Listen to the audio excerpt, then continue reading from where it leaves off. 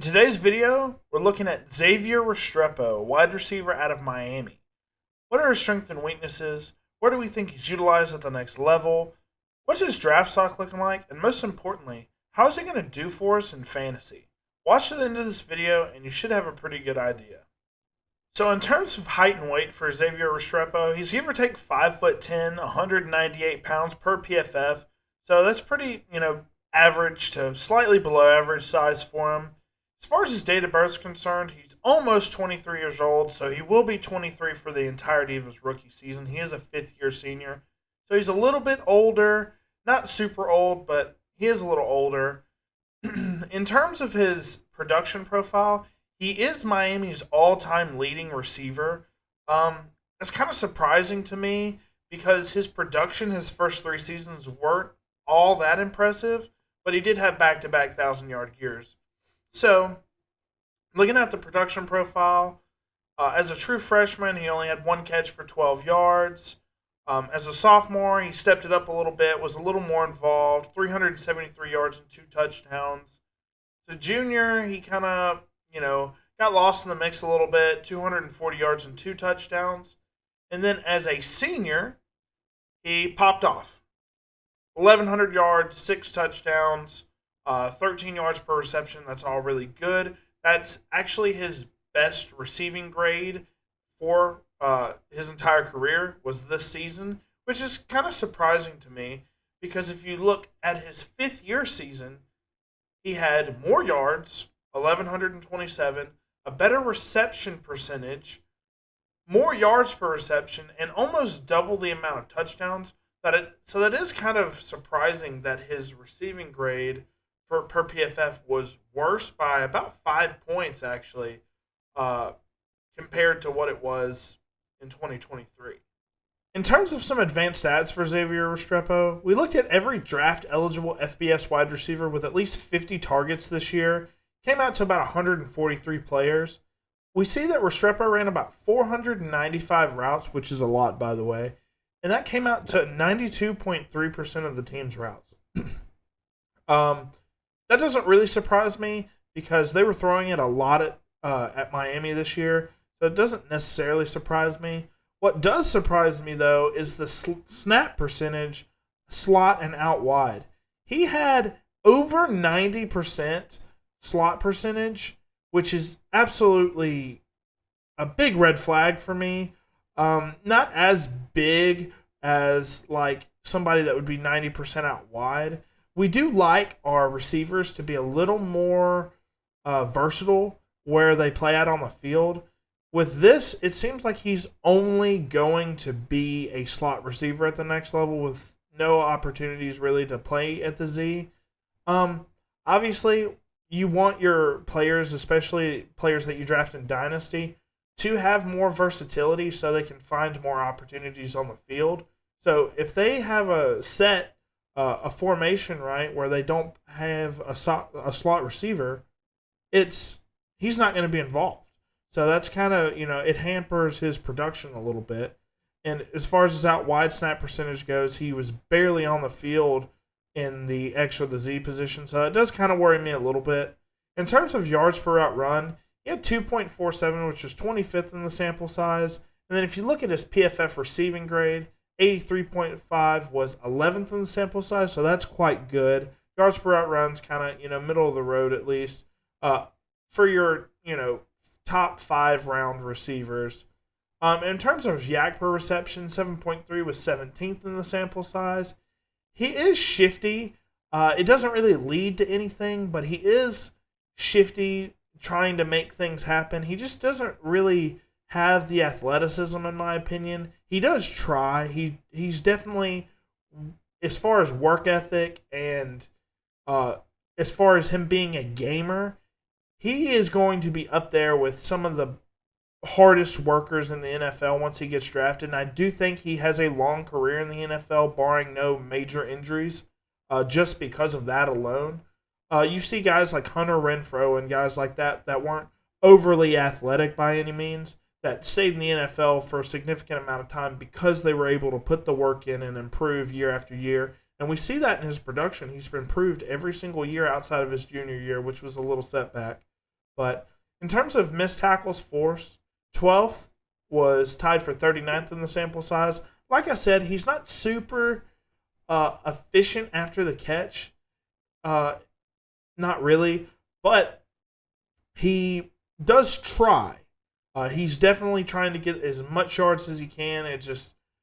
He doesn't get that many. 17th isn't bad, but all in all, in terms of contested catch percentage, he had 61.5.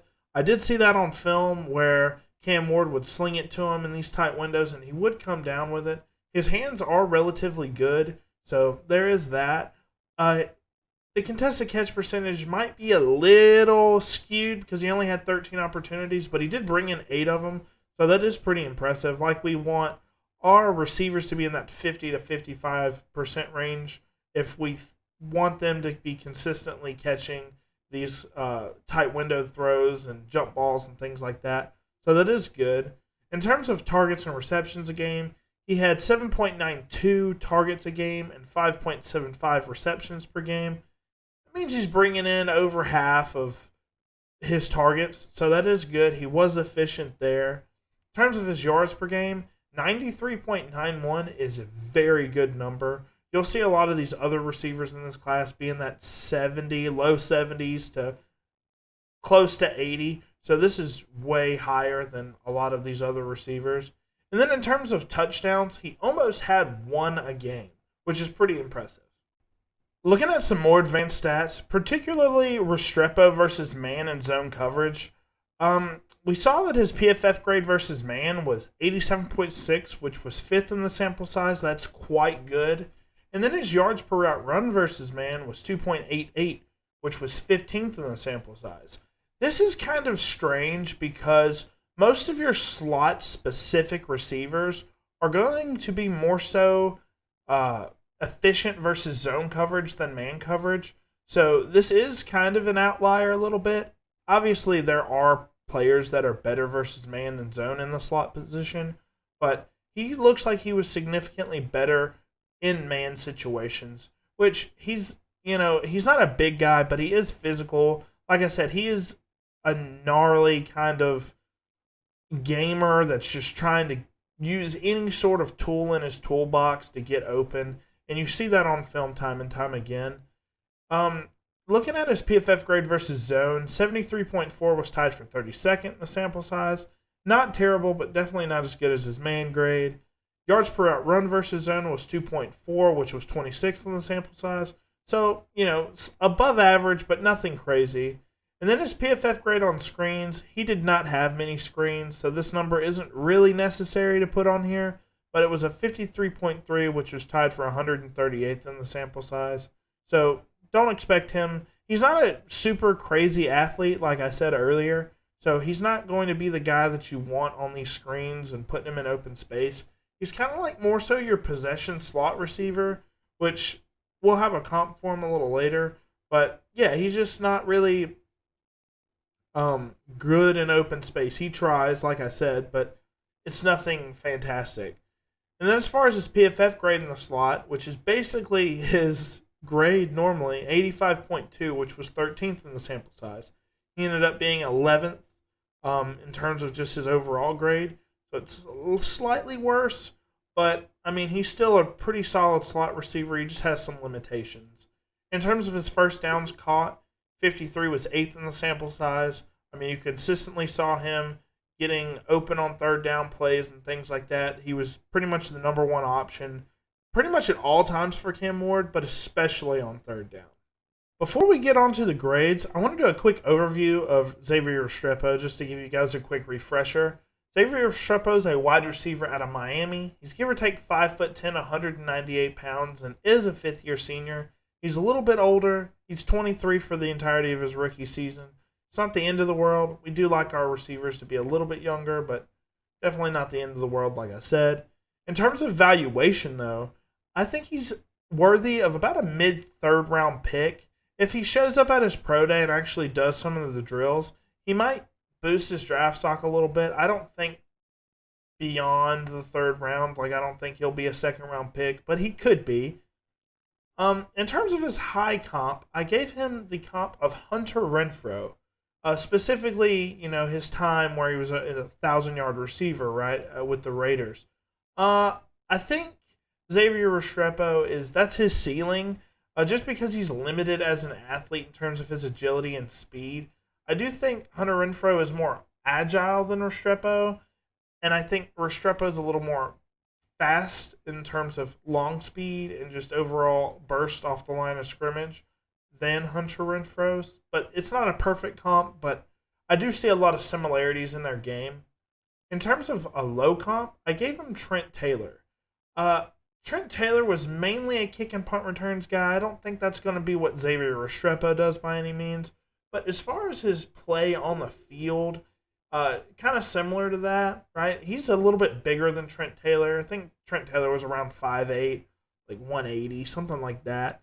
But he's had some injuries, Trent Taylor has, and never really carved out a role because of how limited he was as a player.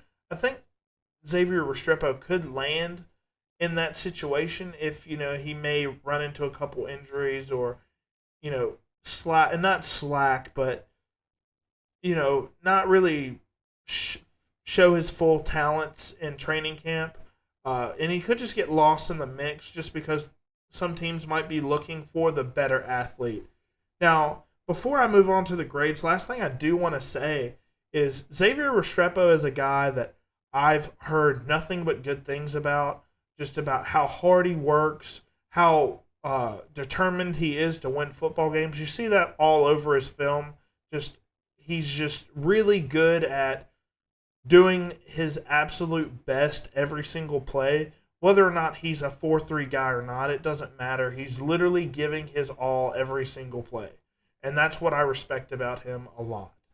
In terms of his official grade, we give him a 73.5, which is on the lower end of the good prospects.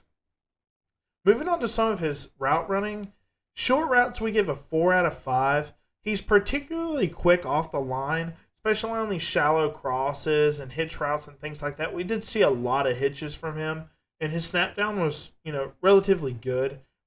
When we see the deceleration grade in a little bit, that'll make more sense.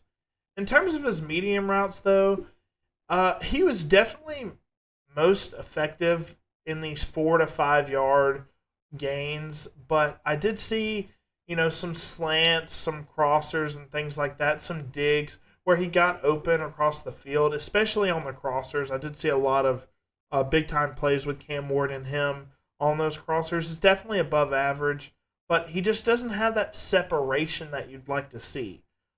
He's not that fast, but he does, catch relatively well, so he's able to bring down some of these, even though he doesn't have much separation. In terms of his deep route running, it's kind of the same thing.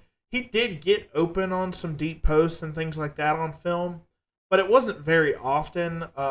And when Cam Ward just decided to just throw one up just because, that's kind of what he likes to do from time to time, Restrepo would come down with him from time to time, but we just didn't really see the separation. That's why he gets a 3.5 out of 5 there.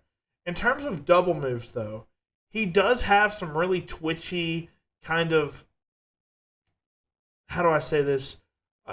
In terms of just double moves, like out and ups, I did see a really kind of gnarly out and up on film, but he does like to do some improvisation. At Miami, he had plenty of time to run routes because Cam Ward was running all around the field, right, extending the play. So with that, Restrepo would find ways to get back to the ball, and he would kind of use that shiftiness to get open in the end, which is why we give him a 4 out of 5 there. Similarly to how Hunter Renfrow would get open from time to time. In terms of releases, he does that very well. His acceleration combined with these releases, outside releases, stutter releases, footwork is very good. It's not like he's a bad receiver in terms of mechanics. He does run the routes pretty well. It's just the separation in terms of the speed that's what kind of brings him down a little bit. But in terms of his releases, they were very consistent, and that's why he gets open on these short routes, because his releases are pretty good, and he can basically just fool you and get these quick 5 to 7 yard games. I think at his ceiling, I think he could be a PPR scam artist in your dynasty leagues for sure. If he finds himself in a good situation, right, that needs a slot receiver. In terms of his speed, though, I gave him a 7 out of 10. There's probably a reason he didn't run a 40 at the combine. It probably wasn't going to be very impressive. Probably in that 4.5s, maybe 4.57, somewhere in there. I could be wrong. I was completely wrong on Jaden Higgins. I thought he was going to be running in the 4.6s. He ran a 4.47 and just proved me wrong. Didn't see that on film, but anyways, moving on. In terms of acceleration, though, I did think that was quite good. He explodes off the line very well. Gets to top speed pretty quickly. His top speed's not anything special, but he does get to top speed really quick, and he gets these quick throws from Cam Ward a lot. So that is good. In terms of deceleration, the snap downs on his routes, crisp, very fast. And in open space, you kind of see that as well. He's just kind of stop and going from time to time when he needs to make somebody miss. He's able to do that, not very consistently, but he is able to do that, and it is effective. In terms of his agility, though, it is above average, and I think he did get a little unlucky with not really breaking as many tackles as he did. Defenses played relatively well versus him, but he was very good at kind of cutting out of tackles and juking out of tackles from time to time. And he was always trying to make the most out of every play. That's kind of why I really do like him. I wouldn't draft him in my dynasty leagues because I think he's going to be going too high for me in terms of what I think his value will be at the next level. But in terms of his agility, it is above average. It just doesn't lead to anything. So we give him a 3.5 out of 5 there. In terms of change of direction, same exact thing there, right? He does use it, and it does look solid on film. It just doesn't lead to anything. So we give him a 3.5 out of 5 there. In terms of catching, I saw some very reliable hands on film. He didn't have too many drops this year. Consistently finding these big kind of hard catches where he's got to jump up and make jump ball kind of plays and making plays on the sideline, which is something he's particularly good at, making sure he gets his feet in. So we give him a 4 out of 5 there. It was pretty impressive for sure. Not perfect because, he does have some drops here and there, but very good all in all. In terms of catching traffic, if you look at his contested catch percentage, it does look good, but he's not super big, right? He'll definitely try to physical you as much as he can, right? But he's not super big, right? He's only 200 pounds, 5'10". He's not going to be super physical at the catch point, but he does try, and he does bring down, you saw 8 out of 13 times. So that's really solid. So we gave him a 3.5 out of 5 there. I don't know how that translates to the NFL, but there it is, right? In terms of run after catch, like I said, he loves to try and be twitchy after the catch. He utilizes a lot of different moves like spin moves, cuts. He does actually can shake off tackles as well with some physicality, right? So he is a pretty solid runner. We gave him a 3.5 out of 5, but unfortunately it wasn't all consistent. In terms of dog factor, I would give this guy a 7 out of 5 if I could. Like I said, that's the best thing about this guy. He is showing up early, doing his thing, putting in his more work than anybody else, and that's why he's going to be on a roster, and the team's going to love him. He's going to be a fan favorite because that's what he does.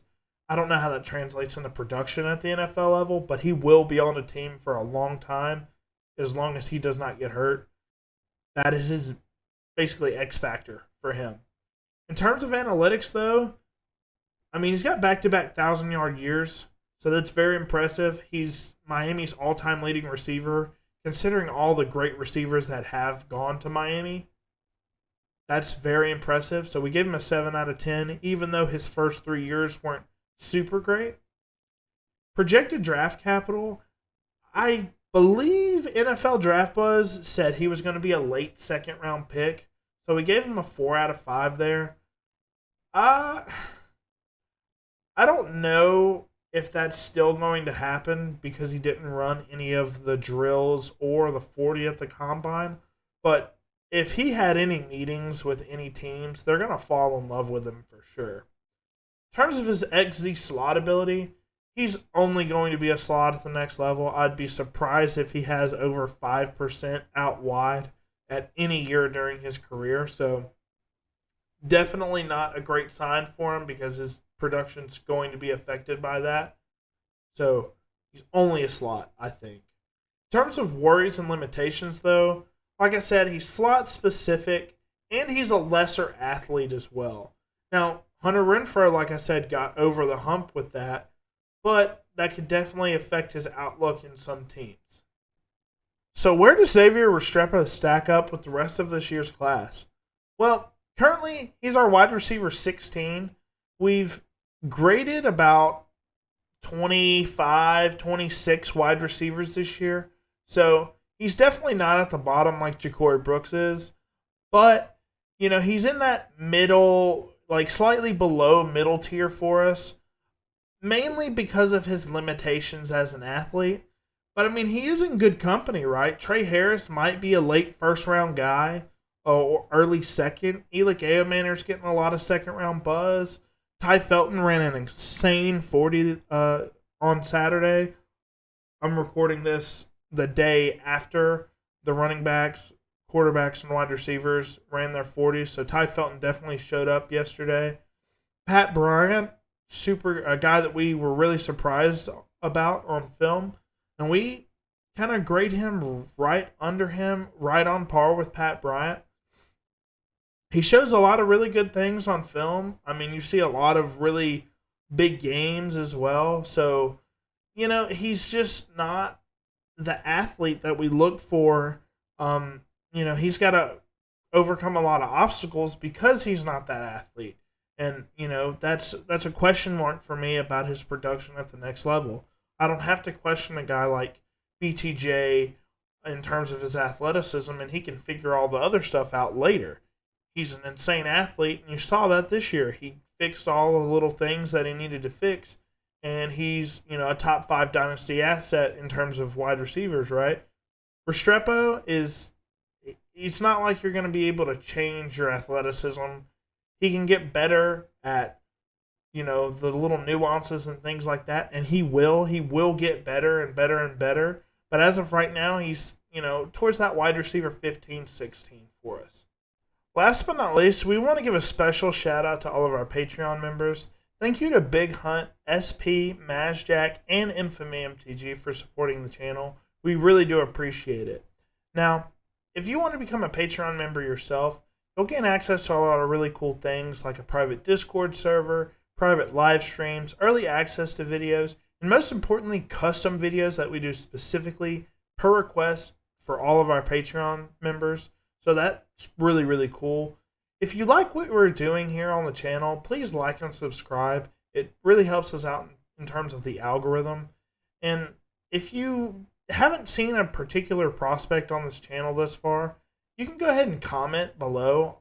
We'd definitely be interested in seeing some of your recommendations. And finally, thank you guys for watching the video.